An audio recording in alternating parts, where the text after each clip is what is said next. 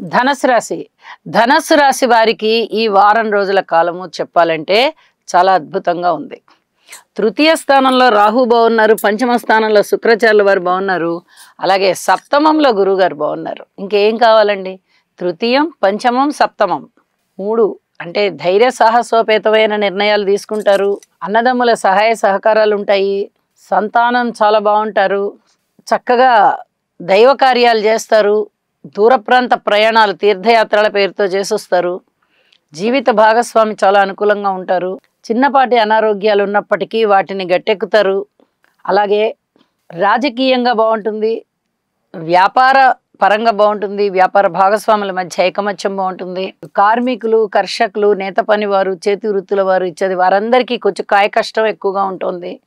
విద్యార్థులకి కూడా కొంచెం కష్టం ఎక్కువగా ఉంటుంది.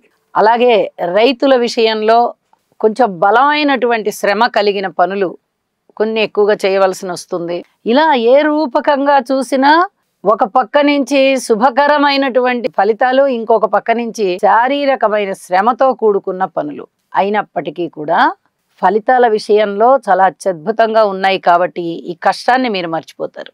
ఇది చెప్పదగ్గ సూచన.